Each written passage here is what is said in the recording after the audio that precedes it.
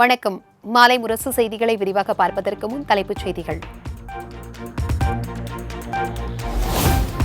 பரபரப்பான அரசியல் சூழலில் இன்று கூடுகிறது நாடாளுமன்ற குளிர்கால கூட்டத்தொடர்.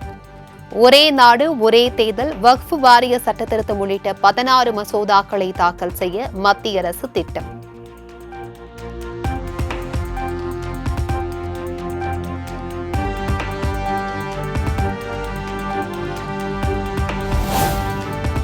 அதானி மீதான அமெரிக்க அதிகாரிகளின் லஞ்ச புகார் குறித்து கேள்வி எழுப்ப எதிர்க்கட்சிகள் திட்டம். மணிப்பூர் விவகாரம், வட மாநிலங்களில் காற்று மாசு உள்ளிட்ட பல்வேறு விவகாரங்கள் குறித்து கேள்வி எழுப்ப முடிவு.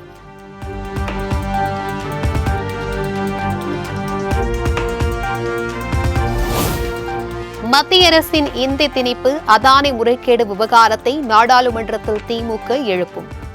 திமுக நாடாளுமன்ற குழு தலைவர் கனிமொழி சென்னையில் பேட்டி.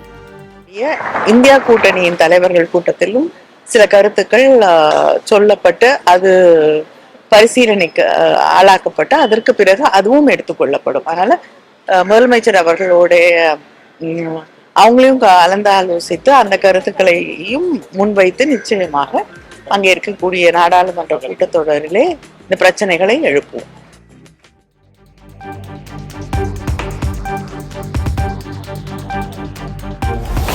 சாதி வாரி கணக்கெடுப்பு, நீட் தேர்வு மற்றும் தமிழ்நாடு மீனவர்கள் பிரச்சினை குறித்து 2 அவைகளிலும் கேள்வி எழுப்பப்படும். அனைத்து கட்சி கூட்டத்திற்கு பிறகு திமுக எம்பிக்கள் TR பாலு, திருச்சி சிவா ஆகியோர் கூட்டாக பேட்டி.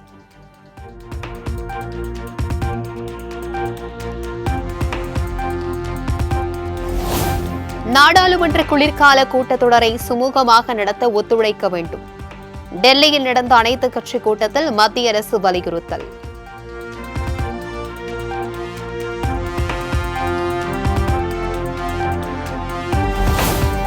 காங்கிரஸ் கட்சி தலைவர் மல்லிகார்ஜுன கார்கே தலைமையில் நாடாளுமன்ற கட்சி தலைவர்கள் கூட்டம்.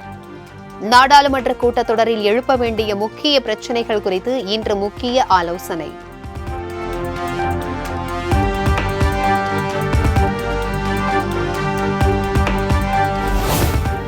வங்கக்கடலில் நிலவி வரும் ஆழ்ந்த காற்றழுத்த தாழ்வு பகுதி இன்று காற்றழுத்த தாழ்வு மண்டலமாக வலுப்பெற வாய்ப்பு.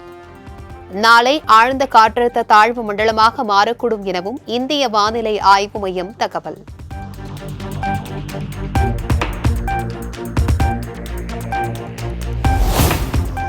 மயிலாடுதுறை, நாகை, தஞ்சாவூர், திருவாரூர் ஆகிய 4 மாவட்டங்களுக்கு இன்று மிக கனமழைக்கான ஆரஞ்சு அலர்ட். காரைக்கால் பகுதிகளிலும் மிக கனமழை பெய்யும் என வானிலை ஆய்வு மையம் அறிவிப்பு.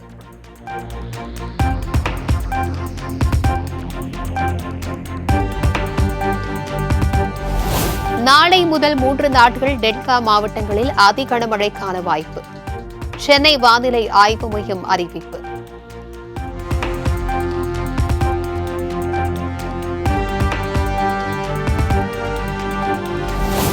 வரும் 29ஆம் தேதி வரை தமிழ்நாட்டில் பல்வேறு மாவட்டங்களில் வெளுத்து வாங்க போகும் கனமழை. புதுச்சேரி, காரைக்கால் பகுதிகளிலும் மிக கனமழை பெய்யும் என அறிவிப்பு.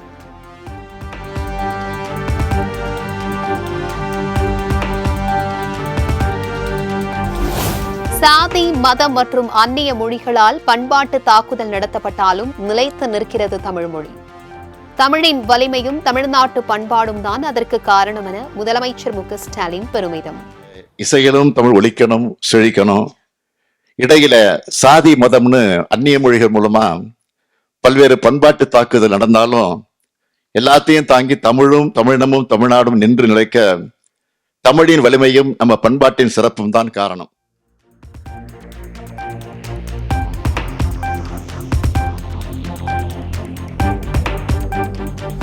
எந்த ஒரு கட்சியும் தொடர்ந்து வெற்றி பெற்றதும் கிடையாது, தோல்வியடைந்ததும் கிடையாது. திமுக 10 ஆண்டுகள் தொடர் தோல்வியை சந்திக்கவில்லையா என எடப்பாடி பழனிசாமி கேள்வி. எந்த ஒரு கட்சியும் தொடர்ந்து வெற்றி பெற்ற வரலாறு கிடையாது. எந்த ஒரு கட்சியும் தொடர்ந்து தோல்வியுற்ற வரலாறும் கிடையாது. வெற்றி தோல்வி என்பது மாறி மாறி வந்து கொண்டே இருக்கும். சக்கரம் எப்படி சுழண்டு கொண்டே இருக்கின்றதோ அதே போலதான் எல்லா கட்சிகளும் வெற்றியும் தோல்வியும் மாறி மாறி.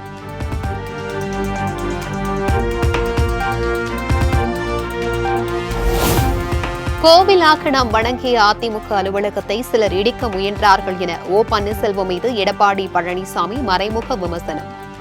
அதிமுகவை எவராலும் அழிக்க முடியாது எனவும் திட்டவட்டம்.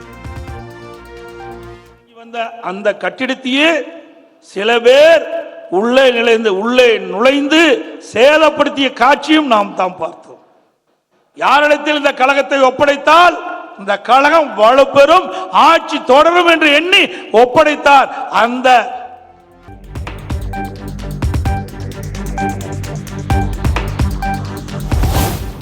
ஜானகி எம்ஜிஆர் நூற்றாண்டு விழாவில் AI தொழில்நுட்பத்தில் பேசிய எம்ஜிஆரின் பேச்சால் அதிமுக தொண்டர்கள் பரவசம். என் ரத்தத்தின் ரத்தமான உடன்பிறப்புகளே, உங்க அனைவருக்கும் வணக்கம். எல்லோரும் நல்லா இருக்கீங்களா? சாப்பிட்டீங்களா? ரொம்ப நல்லது. நான் எப்போதும் உங்களோடு தான் இருக்கின்றேன், உங்கள் இதயத்தில் தான்.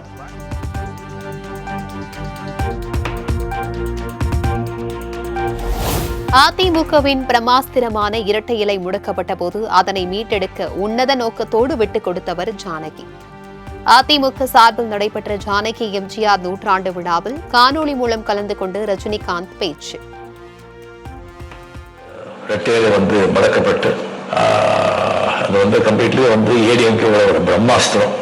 இந்த ரெட்டையில அது மடக்கி வேற வேற சின்னத்துல நின்று அந்த படுத்தோல்வை சிந்திச்சாங்க.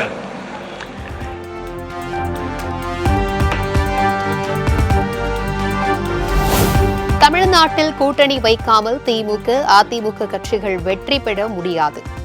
ஆட்சியில் பங்கு கொடுக்கும் வழக்கம் இல்லை என அமைச்சர் ஐ. பெரியசாமி பேசியதற்கு மார்க்சிஸ்ட் கம்யூனிஸ்ட் கட்சியின் மாநில செயலாளர் கே. பாலகிருஷ்ணன் பதிலடி. கூட்டணி இல்லாமல் அந்த கட்சிகள் தேர்தலில் வெற்றி பெற முடியாதுங்கிறது இப்ப இருக்கிற நிலைமை. எந்த தேர்தலையும் திமுகவோ அதிமுகவோ கூட்டணி இல்லாமல் தனித்து நின்று ஆட்சியை வெற்றி பெறுவதோ,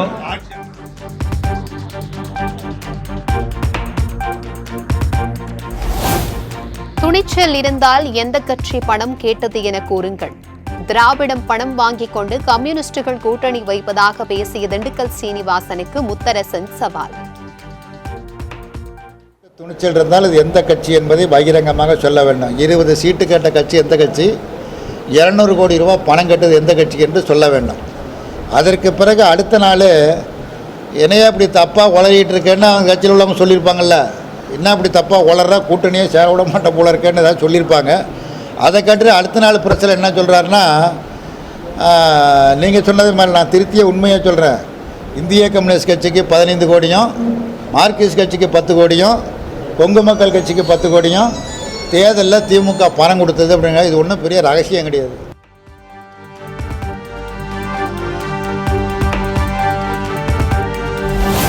பொங்கல் தினத்தன்று CA ஃபவுண்டேஷன் தேர்வு நடைபெறும் என்ற அறிவிப்பிற்கு கனிமொழி, டிடிவி தினகரன், சு. வெங்கடேசன் உள்ளிட்ட தலைவர்கள் கண்டனம். தமிழ் பண்பாட்டை அவமதிக்கும் செயலை மத்திய அரசு கைவிட வேண்டும் எனவும் வலியுறுத்தல்.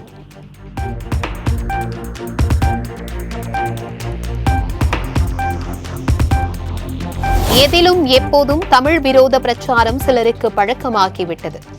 பொங்கல் அன்று CA ஃபவுண்டேஷன் தேர்வு நடத்தப்படுவதற்கு தமிழக தலைவர்கள் கண்டனம் தெரிவித்த நிலையில் மத்திய நிதியமைச்சர் நிர்மலா சீதாராமன் விமர்சனம்.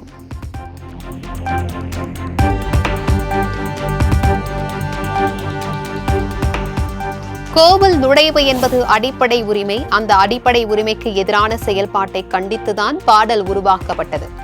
பாடகி இசைவாணி பாடிய ஐயப்பன் பாடல் சர்ச்சையை எழுப்பிய நிலையில் நீலம் பண்பாட்டு மையம் விளக்கம்.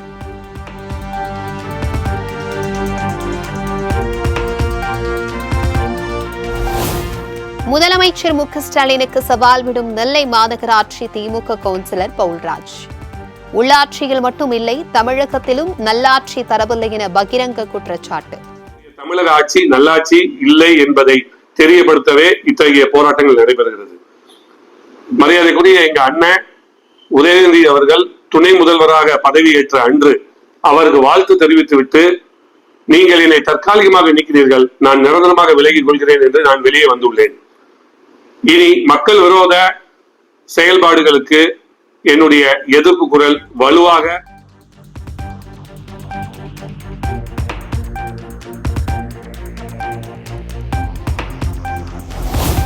சென்னை பனகல் பார்க் பகுதியில் மெட்ரோ ரயில் 2ஆம் கட்ட பணிகள் இன்று முதல் டிசம்பர் 1ஆம் தேதி வரை சோதனை அடிப்படையில் போக்குவரத்து மாற்றம்.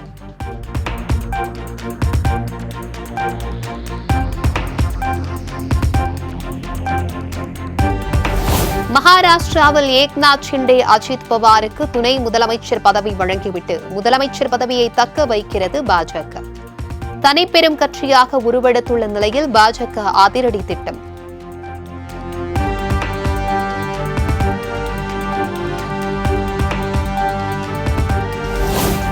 ஜார்க்கண்ட் மாநிலத்தில் ஆட்சி அமைக்க உரிமை கோரினார் ஹேமந்த் சோரன். வரும் 28ஆம் தேதி பதவியேற்பு விழா நடைபெறும் என அறிவிப்பு.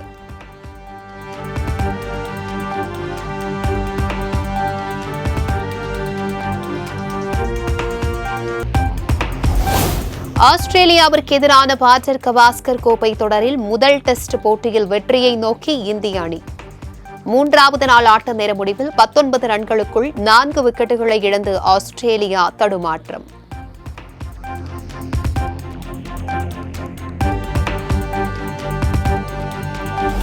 பெர்த்தில் நடைபெற்று வரும் ஆஸ்திரேலியாவிற்கு எதிரான டெஸ்ட் போட்டியில் சதம் அடித்தார் விராட் கோலி. டெஸ்ட் போட்டியில் தனது 30வது சதத்தை பதிவு செய்து அசத்தல்.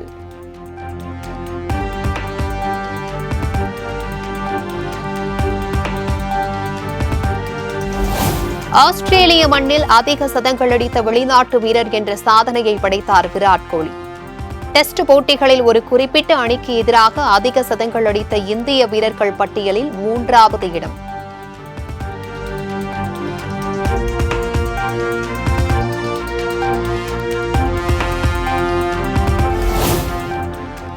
இந்திய அணி வீரர் ரிஷப் பந்தை 27 கோடிக்கு ஏலம் எடுத்தது லக்னோ அணி. ஐபிஎல் வரலாற்றில் இதுவரை இல்லாத அளவிற்கு அதிக விலைக்கு ஏலம் போன ரிஷப் பந்த்.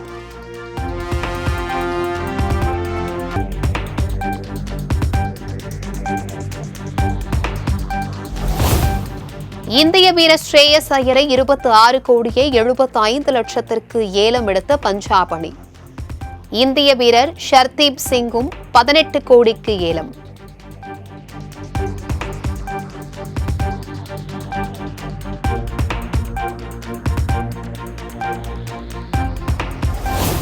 இந்திய வீரர் நடராஜனை 10 கோடியே 75 லட்சத்திற்கு ஏலத்தில் எடுத்தது டெல்லி அணி. கடந்த முறை ஹைதராபாத் அணியில் இருந்த நிலையில் இந்த முறை டெல்லி அணிக்காக விளையாடுகிறார்.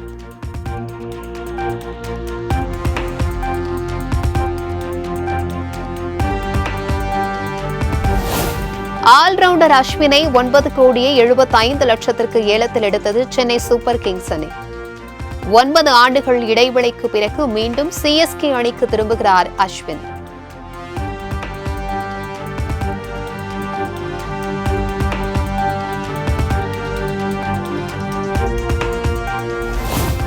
ஒன்பது ஆண்டுகளுக்கு பிறகு மீண்டும் சென்னை அணிக்காக விளையாடுவது மகிழ்ச்சியை அளிப்பதாக அஸ்வின் வீடியோ பதிவு.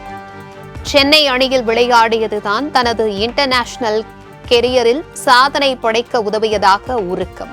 அதே மாதிரி ஒரு டவுன் த மெமரி லைன் போச்சு. ரொம்ப ஒரு ஸ்பெஷலான ஃபீலிங். அன்பிடன் ஃபேன்ஸ் அப்படின்னு நிறைய சோஷியல் மீடியாவில் கடந்த ஒரு 9-10 வருஷமா பார்த்துருக்கேன். அதுக்கு முன்னாடி இன்ஃபேக்ட் நான் ராஜஸ்தான் ராயல்ஸ்க்கு விளையாடும் போதெல்லாம் சிஎஸ்கே ஃபேன்ஸுக்கு எதிர்த்து விளையாடும் போது ரொம்ப கஷ்டமா இருக்கும். எப்படின்னா சுத்தமாக ஒரு நிமிஷம் கூட கத்த மாட்டாங்க நம்ம போலிங் போட்டாலோ இல்லை பேட்டிங் ஆனாலோ. இப்போ திரும்பி அந்த ஃபேன்ஸ் முன்னாடி அந்த ஒரு எவர் க்ரோயிங் ஃபேண்டம் முன்னாடி விளையாடுறதுக்கு I am so looking forward to it. So glad to be back.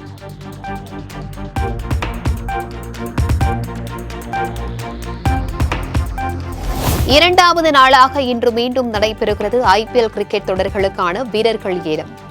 மாலை 3:30 மணிக்கு தொடங்க உள்ள நிலையில் மீதமுள்ள வீரர்கள் ஏலம் விடப்படுகின்றனர்.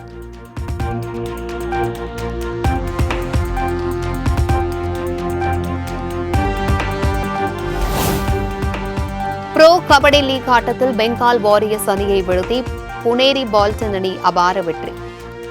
மற்றொரு ஆட்டத்தில் யூபி யோதாஸ் அணியிடம் விழுந்தது பாட்னா பைரேட்ஸ்.